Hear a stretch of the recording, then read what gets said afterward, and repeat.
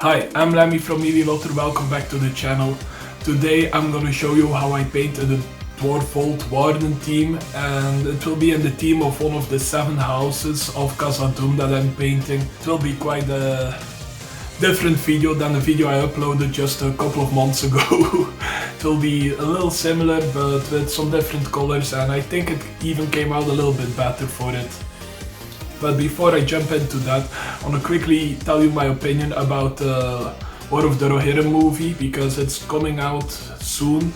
It will be out by the time this video is out, but I wanted to record this and made it clear that I think this movie will suck ass. I think it will be a flop, I think it will be quite horrible actually, and if it turns out to be actually good, I will watch I will watch Rings of Power Season 3, if it ever happens. But I just want to say, I'm that sure that the movie is gonna suck. So if you disagree, let me know why. I have seen the trailer, and so far I have only been disappointed. Speaking of disappointment, the new rulebook, the new army building. Yeah, I'm glad I'm keeping this little rulebook by my side. This is the way I play the game, at least on this channel and in private. Because it's actually fun to play and cheaper to play. Fuck warband sizes, am I right? So with that out of the way, let's go right into the video. Today I'm painting a Vault Warden team. I'm gonna show you how I paint both models at the same time, because I use pretty much the same colors for the different models. You'll see as I explain it, you'll see how I actually paint it. First off, I decided to do leadbelcher because that big fuck off shield, I wanted to have that painted straight away. It's a boost to my morale already, and I need a boost to my morale because I did a thing. Maybe I'll give you a little spoiler of what I did.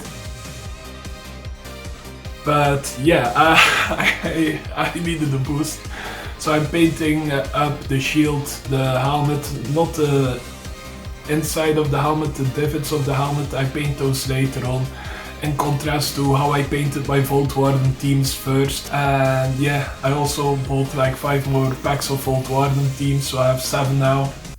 The dwarf army is growing, and I like it. Next up is kantor blue for, well, the top layer of the shirts or tunics they're wearing, but the one underneath the armor. That's how I best describe this, I think. And of course the divots in the helmet. The shield is gonna have kantor blue on it as well, but we're gonna do that as one of the last steps. You'll see why. So kantor blue is painted. It's the theme of the House of Glower. I forgot how we were gonna pronounce it, fuck. So once that's painted, I just paint the axe handle on the dwarf carrying the shield in corvus black. I paint all the handles of the axes corvus black because I really like it as a wood color. It just looks way more fucking badass than any other brown I can fucking imagine, so that's why I'm using it. Stegadon scale green, one of the other layers the dwarves are wearing, mostly because it fits with the kantor blue, it doesn't clash too much. I'm really trying to think what would the dwarf wear, and stegadon scale green, it fits pretty well. Yep, not more to add there. Nocturne green is for the pants, and mostly because I'm starting to warm up to nocturne green. Maybe one of the houses will have nocturne green as the main color. You'll have to keep on watching this series to find out, but I'm really warming up to the color. It's a nice dark, I just like that green. I might be red-green colorblind according to pretty much everyone who knows me, except doctors, because I didn't get that checked out. But I like that green. Maybe I don't see it right, maybe it's a shite green, but I like it. Now I use doombull brown for the gloves. Instead of world banners red I used on the gloves in my previous paint scheme, mainly because I wanted to use doombull brown, and that's the way I paint mostly. I wanted to use it, or I think it makes sense in the army, in the head cannon that I have. But doombull brown is just an almost unbeatable brown for leathery gloves. Almost. Corvus red is a second close. A close second. Oh, that was a dyslexia moment. Now Liberator gold for, well, the armor pretty much, the helmet as well. Just Liberator golded up. And mostly I use Liberator gold, even though I don't think this house is the richest. Most of the riches will go to the Vault Warden teams because they are the guys who keep the monsters at bay and really get into it, so they got to have a little bit more bling. At least that makes sense in my head, because they're the guys who get the most shit jobs. If they find a nest of cave drakes, yeah, just send in the Vault Warden teams. They are, well, specialized kind of in dealing with those monsters. And for that they get paid more, so they can pay for some better armor. That's how I see this. Now dryad bark for the belts and the boots. Once again, it's not that hard. I use this for all my dwarves and Khazad-dûm. This will be the red line that connects all of them pretty much. Now my favorite step of every paint scheme I ever done, the shade paints, starting off with nuln oil. Use it on pretty much everything except for the browns. Do I have to say anything more? Yeah, nuln oil, it's amazing. I thin it down with a little bit of water just to make sure that it doesn't pool all that much. It can pool on the shield, don't worry if it does, if you're following along with me.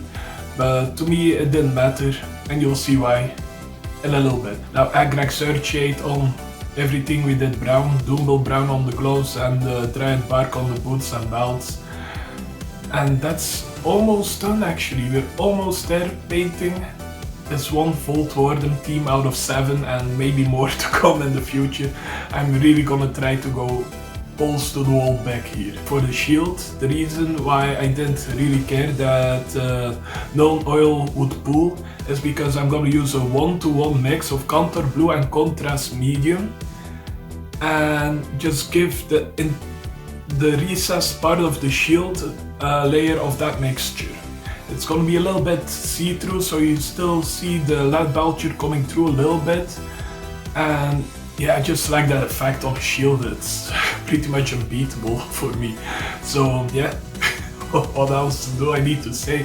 In my opinion, it looks fucking amazing. I fucking love how it looks, especially if you have 7 of them right next to each other with the spears coming over the top. Ooh, al dente. But of course, I'm a messy painter. I painted over some of the details that should be leadbelcher, so I went back with the leadbelcher to touch up those little details, those rivets on the shield. And after I was done with the leadbelcher, I just dabbed on a little bit of nuln oil I'll make it blend in with the rest of the metal a little bit more. And just like that, I painted 2 of my Vault Warden teams, and I already painted the 6 others, and well, 2 of them were already painted, but I kind of repainted most of it. And this is how they look now, together with the rest of the army, and fuck me, it looks fucking awesome. I'm very hyped to keep on working on this project. I have 4 more boxes of warriors, which means every box is a different house, so 4 more houses to go.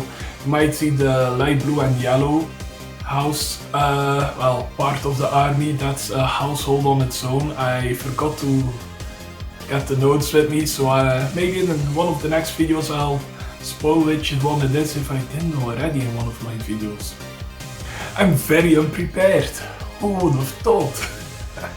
So I really hope you enjoyed this. The dwarf army is growing. Next video, well, probably you have seen in the spoiler part, but damn, it's gonna get a little crazy with models and glue. So I hope to see you in that video. If you like this video, leave a like, subscribe, share with your grandmother. And yeah, see ya. Bitch. Oh, how long was I recording? 11 minutes. Nice.